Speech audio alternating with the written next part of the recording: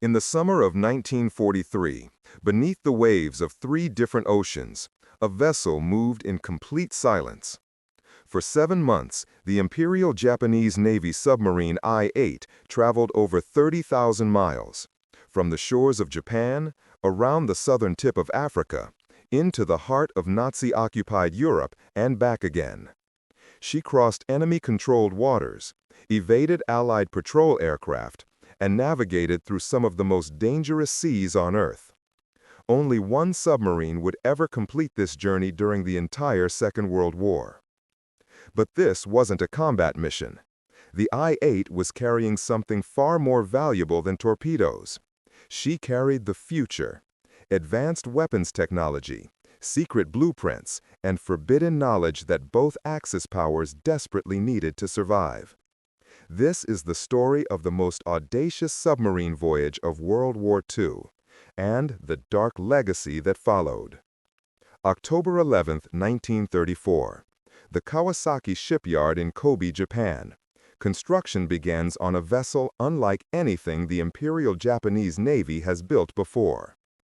The I-8 was a Junsen-type J-3 submarine, a cruiser submarine designed to operate as a squadron flagship. At the time of her completion, she and her sister ship I-7 were the largest submarines Japan had ever built. Over 350 feet long, displacing more than 2,200 tons submerged, these were ocean-going leviathans built for a specific purpose: to project Japanese naval power across the vast expanse of the Pacific. But size alone wasn't what made the I-8 remarkable. She was designed with capabilities that pushed the boundaries of submarine warfare. A reinforced pressure hull allowed her to dive to depths of 325 feet. Twin diesel engines gave her a surface speed of 23 knots, faster than many escort vessels of the era. And unlike most submarines of her time, she carried a Yokosuka E-14Y reconnaissance floatplane in a watertight hangar, complete with a catapult for launch and a crane for recovery. The I-8 could remain at sea for 60 consecutive days. Her operational range was 14,000 nautical miles, enough to cross the Pacific Ocean twice without refueling. She was armed with 6 torpedo tubes and a 140mm deck gun, making her a formidable combat vessel. But her primary role wasn't destruction. It was reconnaissance, intelligence gathering, communication. She was built to see what others could not, and to go where others dared not follow. On December 5, 1938, the I-8, for 3 years, she trained, dove, surfaced, practiced. Her crew, 100 men, learned every pipe, every valve, every system aboard the vessel. They would need that knowledge, because war was coming. November 10, 1941, Seiki Bay, Japan. Vice Admiral Mitsumi Shimizu, commander of the 6th Fleet, gathered the commanding officers of his submarine force aboard the light cruiser Katori. His chief of staff briefed them on a plan so audacious, so unprecedented, that it would change the world. Operation Z, the attack on Pearl Harbor. 6 days later, on November 16th, the I-8 departed Yokosuka. She was loaded with torpedoes, fuel, and provisions. Her floatplane was secured in its hangar. Her crew stood at battle stations. They were heading east, toward the Hawaiian Islands, to take up position north of Oahu. Their orders: reconnaissance and interception. They were to observe any American ships that escaped the coming attack and destroy them. On December 2nd, while still at sea, the I-8 received a coded message: "Climb Mount Niitaka, 1208." War had begun. The attack on Pearl Harbor came on the morning of December 7, 1941. While aircraft from 6 Japanese carriers struck the American Pacific Fleet, the I-8 waited on the surface 300 miles north of Oahu, serving as the command vessel for a picket line of Japanese submarines.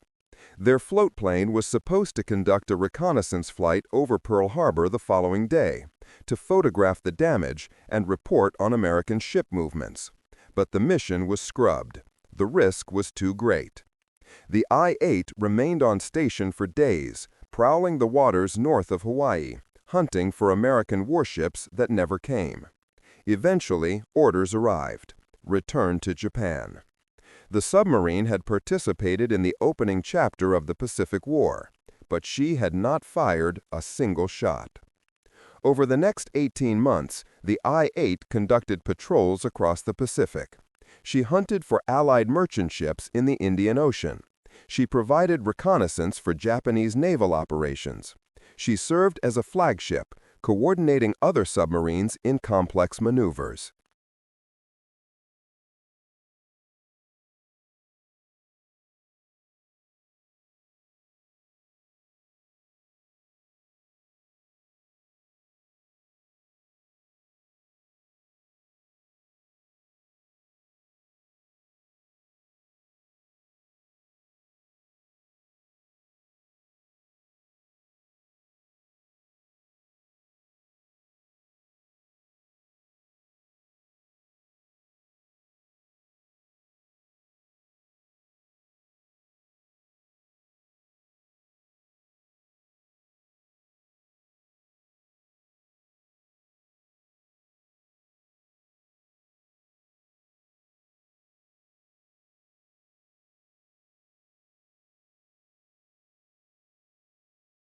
But by mid-1943, the war had turned against Japan. American forces were advancing. Supply lines were cut. The tide was shifting. And the Imperial Japanese Navy was running out of time. They needed help, advanced technology, new weapons, something, anything that could turn the war back in their favor. There was only one place to get it, Nazi Germany, and only one way to reach it. The Axis powers, Japan, Germany, and Italy, were bound by the Tripartite Pact, a military alliance forged in September 1940. But by 1943, that alliance existed mostly on paper. Germany was fighting a desperate war in Europe. Japan was fighting a losing war in the Pacific. They were separated by thousands of miles of enemy-controlled territory. There was no safe way to exchange supplies, technology, or information. At first, the Axis powers used surface cargo ships, blockade runners that attempted to sail from Europe to Asia around the southern tip of Africa. But as Allied air and naval patrols intensified, these ships were systematically hunted down and destroyed. By 1943, submarines were the only option. The Japanese called these voyages Yanagi missions, Willow missions. They were attempts to connect two dying empires through the most hostile waters on Earth. Only 7 submarines would attempt the full intercontinental voyage between Japan and Europe during the entire war. 3 were Japanese, I-30, I-8, I-34, I-29, and I-52.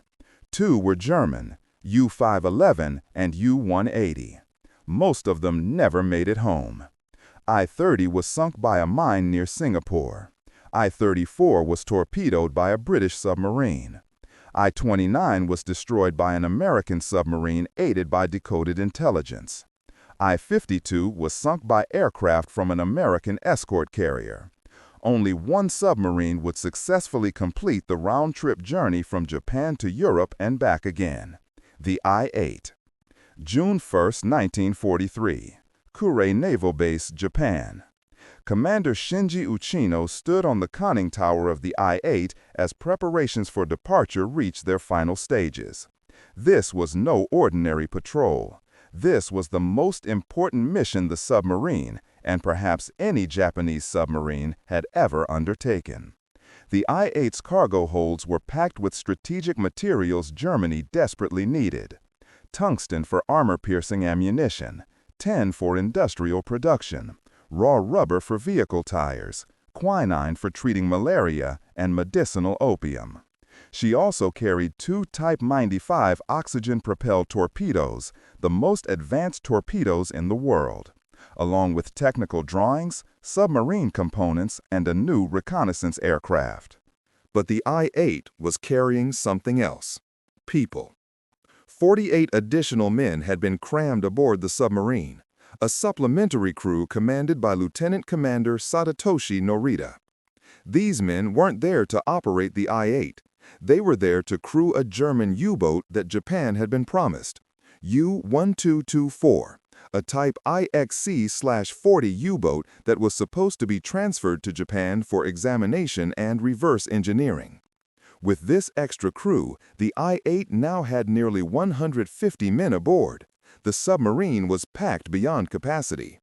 To make room, she carried only the 6 torpedoes loaded in her tubes. The rest of her torpedo storage was filled with people and cargo. The I-8 departed Kure on June 1st, accompanied by the submarine I-10 and the tender ship Hae Maru. They sailed south towards Singapore. For 10 days, the I-8 moved through Japanese-controlled waters, refueling from I-10 twice along the way. On June 10th, she arrived in Singapore where additional cargo was loaded: more tin, more rubber, more quinine. On June 23rd, the I-8 departed Penang in British Malaya, now occupied by Japan. She was heading west into the Indian Ocean toward the most dangerous part of her journey. The crew knew what lay ahead: Allied patrol aircraft from bases in India and Ceylon, British submarines hunting in the Mozambique Channel, American warships prowling the sea lanes. And beyond that, the roaring Forties, the treacherous waters between Africa and Antarctica where storms could tear a ship apart. Commander Uchino kept the I-8 submerged during daylight hours, surfacing only at night to run the diesel engines and recharge batteries. The submarine moved slowly, conserving fuel, maintaining radio silence. On July 1st, the I-8 refueled from I-10 one final time, then detached and proceeded alone. July 21st, 1943, 300 miles south of the Cape of Good Hope. The I-8 crossed from the Indian Ocean into the Atlantic. She had been at sea for 50 days. The submarine encountered massive storms in the South Atlantic, waves that crashed over the conning tower, winds that threatened to tear equipment from the deck. The bridge was damaged, progress slowed. But Commander Uchino kept pushing forward. On August 5th, the I-8 transmitted a position report to Germany, a brief radio message giving her location. It was a dangerous decision. The Allies were monitoring radio transmissions, using high-frequency direction finding to locate submarines. Within hours, Allied intelligence intercepted the message. They knew a Japanese submarine was approaching European waters. Anti-submarine aircraft were dispatched to hunt her down. On August 19th, somewhere in the South Atlantic, Allied aircraft attacked. They dropped depth charges near the I-8's last known position. But the submarine had already moved on. August 20th, 1943, mid-Atlantic. The I-8 surfaced in a calm sea. On the horizon, another submarine appeared, U-161, a German-type IXC U-boat commanded by Captain Albrecht Achilles. This was the rendezvous. The two submarines came alongside each other. German sailors transferred equipment to the I-8. A FUM B-1 Medox radar detector, one of Germany's most closely guarded secrets, along with 2 German radio technicians who would install and operate the device. The radar detector would give the I-8 early warning of approaching Allied aircraft, allowing her to dive before being spotted. It could save their lives. The Germans also brought coffee, 4 gallons of real coffee, a luxury the Japanese crew hadn't tasted in months. The Japanese presented the Germans with gifts in return: 2 submarines, 2 nations, 1 desperate alliance. U-161 departed, heading south toward Brazil. She would be sunk by American forces 1 month later. The 2 German technicians aboard the I-8 were the only survivors from U-161's final patrol. August 29, 1943, the Bay of Biscay. The I-8 approached the most dangerous waters in the Atlantic, the approaches to German-occupied France. This area was under constant surveillance by Allied aircraft based in England. Dozens of U-boats had been sunk here. But the Germans were prepared. Luftwaffe Junkers Ju-88 aircraft appeared overhead, providing air cover. German destroyers T-22, T-24, and T-25 swept a passage through the minefield guarding the harbor entrance. And on August 31, 1943, after 91 days at sea, the I-8 surfaced in the harbor at Brest, France. She had traveled more than 15,000 miles. She had crossed 3 oceans. She had evaded Allied patrols, survived storms, and navigated through enemy-controlled waters. And she had arrived. The crew of the I-8 was greeted as heroes. German news agencies announced, "Now even Japanese submarines are operating in the Atlantic." Photographs were taken. Celebrations were held. The Japanese sailors were given tours of Paris and Berlin. For more than a month, they experienced a side of the war they had never seen: European cities, German culture, the industrial might of the Third Reich.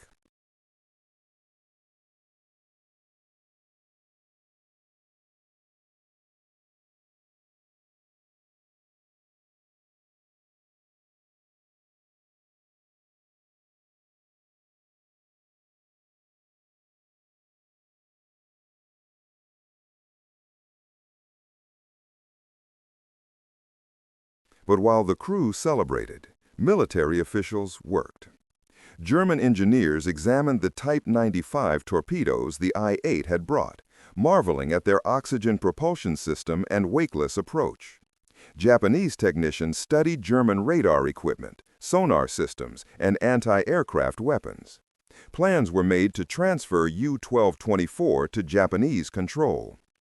The I-8 was loaded with her return cargo: a Daimler-Benz torpedo boat engine, marine chronometers, radar and sonar equipment, bomb sights for aircraft, electric torpedoes, machine guns, anti-aircraft weapons, and something the Japanese military desperately needed: penicillin, the revolutionary antibiotic that could save countless lives.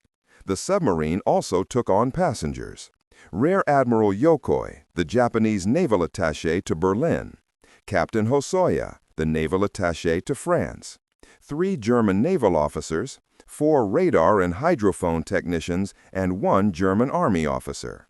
On October 5, 1943, the I-8 departed Brest, heading back into the Atlantic.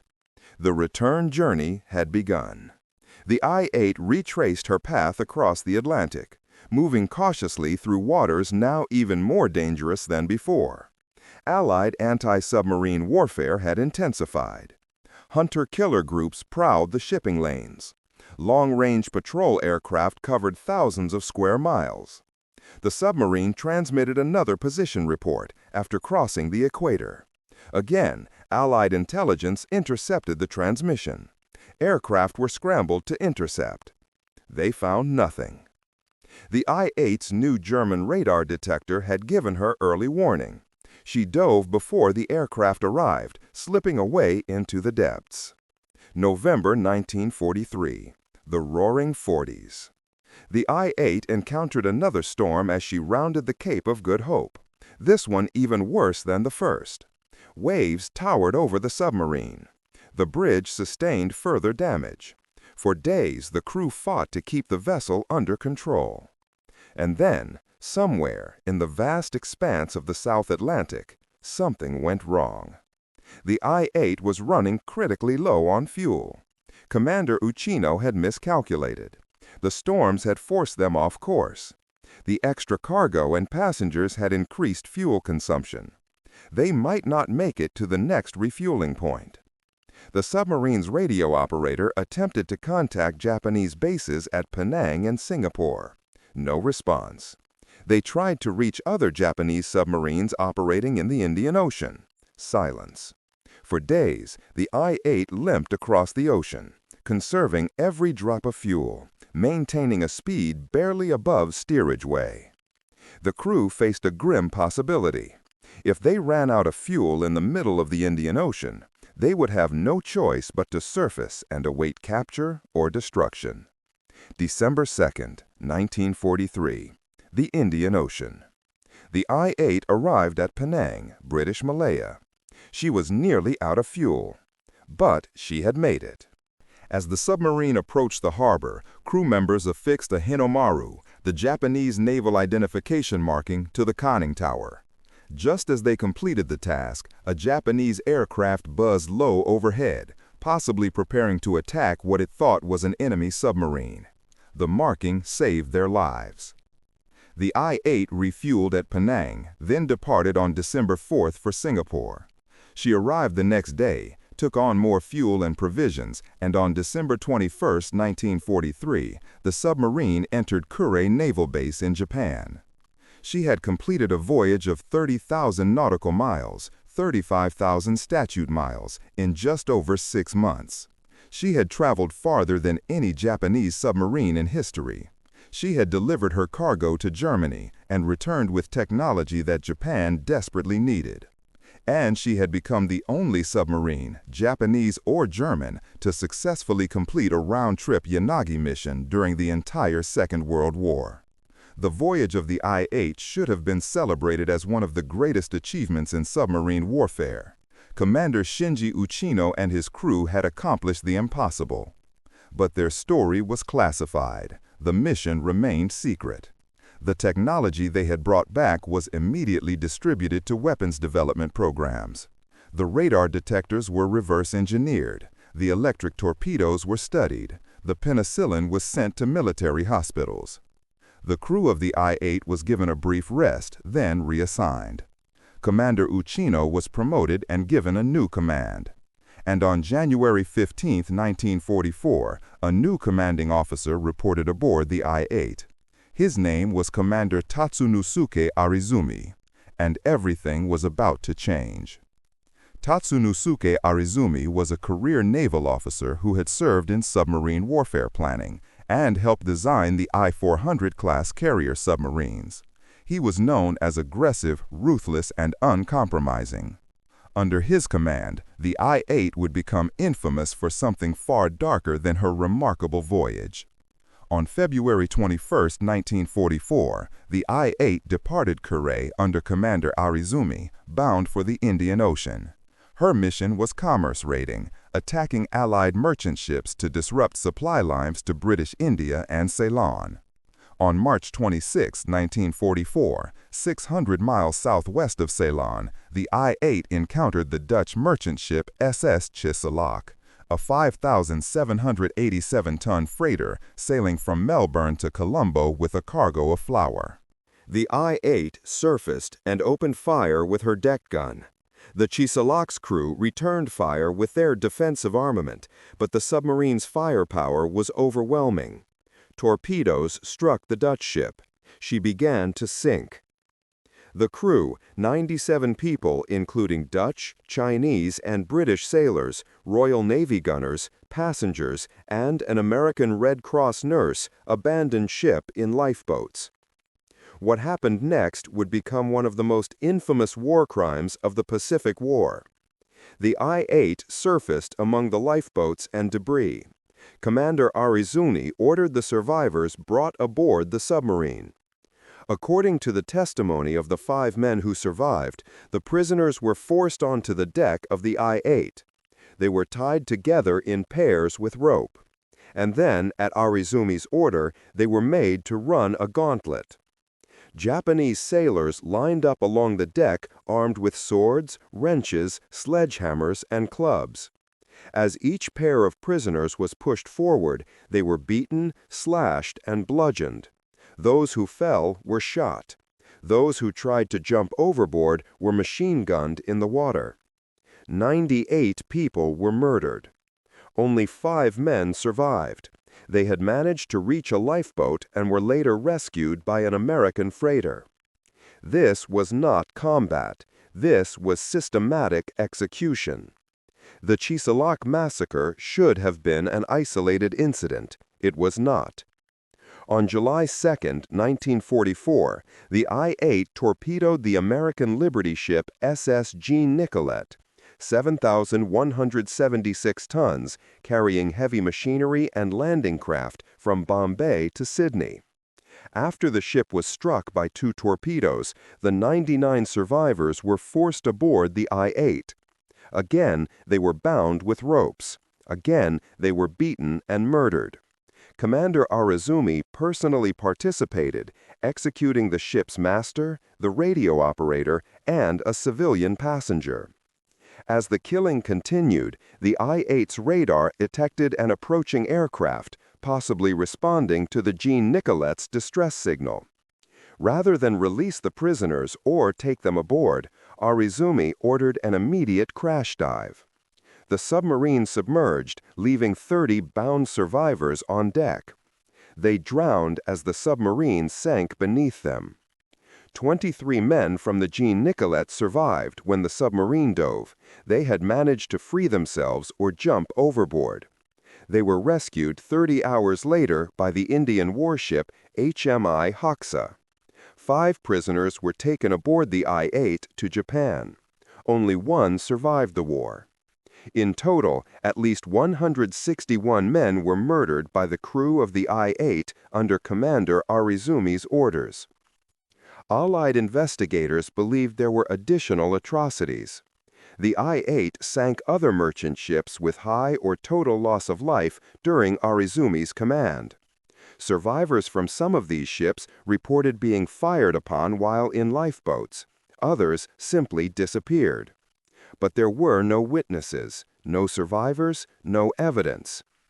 In October 1944, Commander Ariizumi was promoted to captain and given a new command, Submarine Division 1. He transferred off the I-8, taking his secrets with him. The I-8 underwent a refit. Her aircraft hangar and catapult were removed, replaced with fittings for 6 Kaiten manned suicide torpedoes.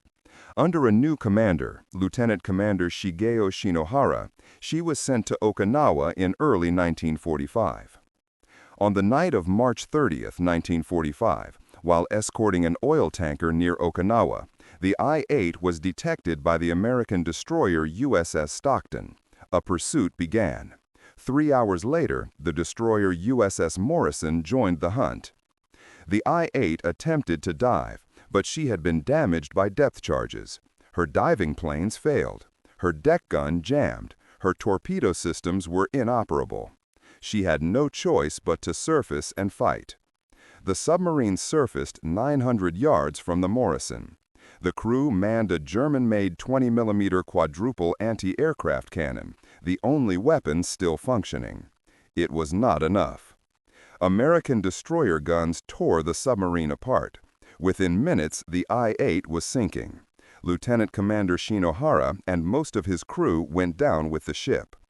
On March 31, 1945, the Imperial Japanese Navy reported the I-8 as missing. 8 days later, on April 8th, they confirmed her loss. The submarine that had traveled 30,000 miles undetected was gone. Captain Tatsunosuke Ariizumi never faced trial for his crimes. On August 30, 1945, 15 days after Japan's surrender, Ariizumi was commanding the submarine I-401, one of the massive I-400 class carrier submarines he had helped design. The submarine was en route to Japan to surrender to Allied forces. According to the crew, Ariizumi gathered his personal effects, saluted the officers present, and retired to his cabin. Moments later, a single gunshot was heard. His body was allegedly committed to the sea through a hatch. The American prize crew that boarded the I-401 never saw Ariizumi alive or dead. They never saw evidence of a burial at sea. Some historians believe he escaped and assumed a new identity. Others believe the crew's account. The truth will never be known. Of the crew of the I-8 at the time of the atrocities, only 3 men survived the war. One was an American of Japanese descent who had been trapped in Japan when the war began and pressed into naval service. He was granted immunity in exchange for his testimony and allowed to return to the United States. The other two were junior sailors who had participated in the killings. They were convicted of war crimes at the Tokyo War Crimes Tribunal, but because of their low rank, their sentences were reduced to prison terms. In 1955, the Japanese government commuted their sentences. They went free. The story of the I-8 is a paradox. It represents one of the greatest achievements in submarine warfare, a vessel and crew that accomplished what no other submarine in history had done. They traveled farther, endured longer, and succeeded where all others failed. But it also represents the darkest depths of human cruelty, the systematic murder of defenseless prisoners, the rejection of the laws of war, and the abandonment of basic humanity. The same hands that navigated across 3 oceans also committed mass murder. The same vessel that carried hope for technological exchange also carried instruments of death. How do we remember such a vessel, such a crew? Perhaps the answer is that we must remember both, the achievement and the atrocity, the courage and the cowardice, the extraordinary skill and the unforgivable crimes. Because that is the full truth of war. In December 2000, maritime researchers using advanced sonar located the wreck of the I-8 off the coast of Okinawa, resting at the bottom of the Pacific Ocean. She lies in deep water, her hull broken, her secrets lost. The German radar detector that saved her crew's lives rusted away decades ago. The advanced torpedoes she carried to Europe are museum pieces. The technology she brought back to Japan was superseded by the atomic age. But the memory remains. Of a submarine that traveled 30,000 miles through enemy waters and returned home victorious. And of the men who betrayed everything a warrior should stand for. The I-8 is a reminder that technology is neutral. Ships have no morality. Machines have no conscience. Only people do. And in war, that conscience is tested every single day. Some pass that test. Others fail. The story of the I-8 is both a triumph and a tragedy. A tale of extraordinary achievement shadowed by unforgivable evil. She was the submarine that traveled farther than any other, and the one that fell the farthest. If you enjoyed this incredible true story of the Japanese submarine, make sure to hit that like button and subscribe for more untold moments from history. And don't forget to share this video with anyone who loves discovering the hidden stories of our past.